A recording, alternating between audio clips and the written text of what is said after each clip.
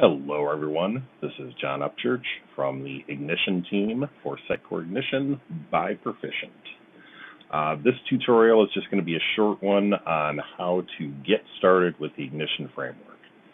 So right here, I am at GitHub /Sitecore Ignition /Sitecore Ignition. So this is where the repo actually lives. Now, if you're planning on doing any sort of contributing to the project, then you will want to fork the repo.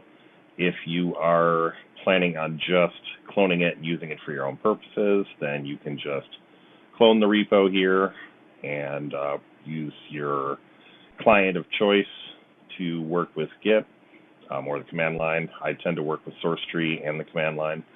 But in this case, I'm actually going to fork it because I am going to be contributing to the project. So it's creating a fork here, and this will just allow me to work directly from my own version of this and not mess up the main version, and I could also then clone this and use this however I need to, which I am about to do. So if you were just cloning it, or if you've already forked it, then the next step would be to actually copy this, and I am going to then go into source tree and clone the repo, paste in the URL, and I am going to go to my library, and I'm going to delete this old version of this, and I'm going to place it into the Sitecore Ignition folder, and voila, I should have the repo with all the working changes. So now that I have that, I also have a working Sitecore instance that I've set up just for this. So I am going to go into my file system, and I am going to go to my inetpub folder and go into my Ignition site, and I'm going to go into my bin folder, and then I'm going to go ahead and get a file explorer to where my code is, and that is going to be here and in the lib folder.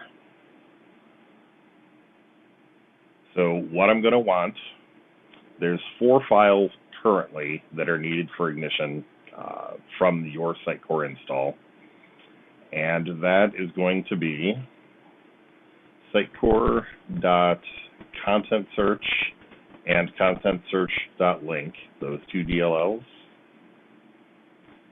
Then you are going to need Sitecore.kernel. And finally, you are going to need Sitecore.mvc. So now that those are in there, we can go ahead and open up Visual Studio. And here we're then going to open our solution.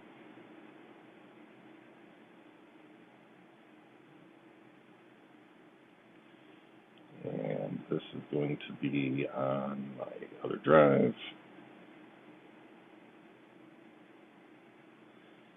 And we actually currently have 2 different solutions here. Eventually there will likely be 3.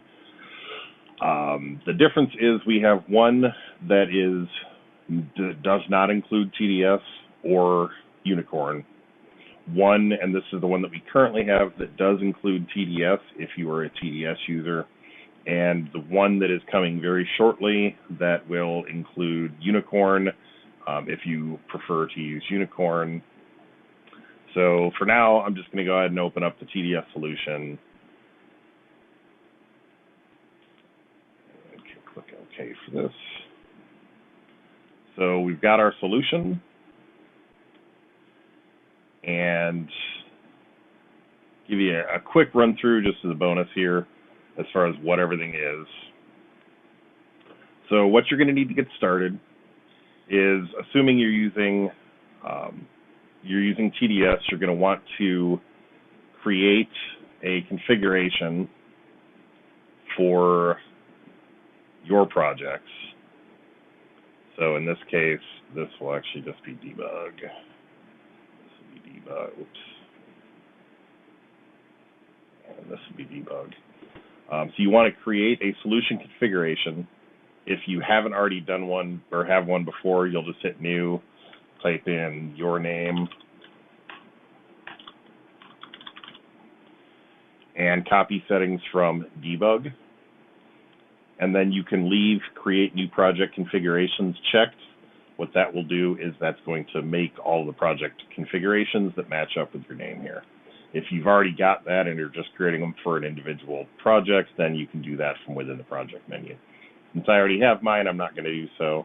If you need to do it from an individual, you can just select new here.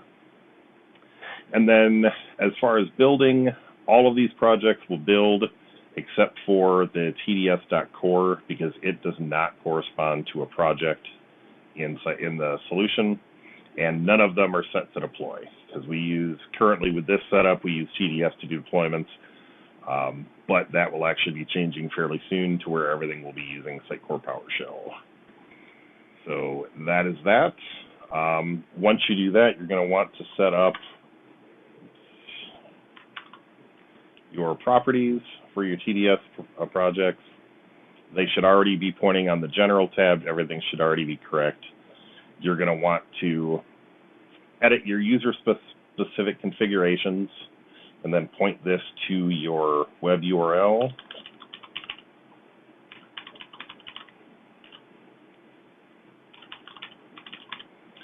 And then this will go to your deploy folder, which is actually the website folder inside of your inet pub.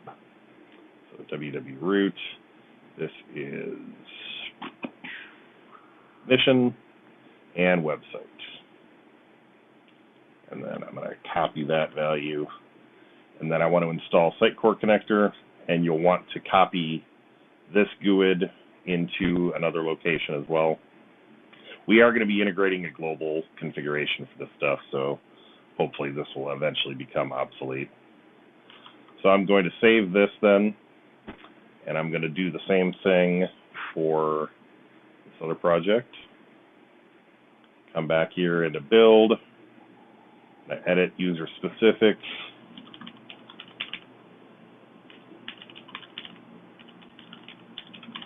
So the reason we actually even developing locally use a namespace like ignition.localhost is that there are issues that you can run into if you're just using a pure host name, like having to do with cookies and things like that. So it's better just to go ahead and start off with an actual host name. Set up the path once again, and then install Sitecore connector. I'm going to go ahead and just click in here for this to get this value, put it in here to paste over it, save this. Don't need to edit that anymore. And now I should be able to do a test.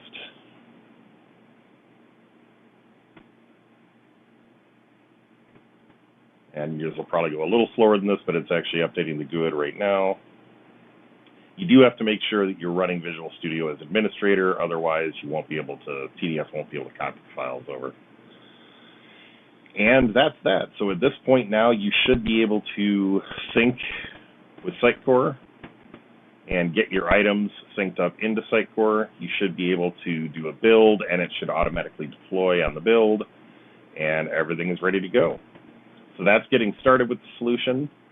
And I'm going to go ahead and do a break here, and then I'm going to start another video that will go over the project solution and the Sitecore solution and get you going from there. Thanks for watching, and we look forward to hearing your feedback.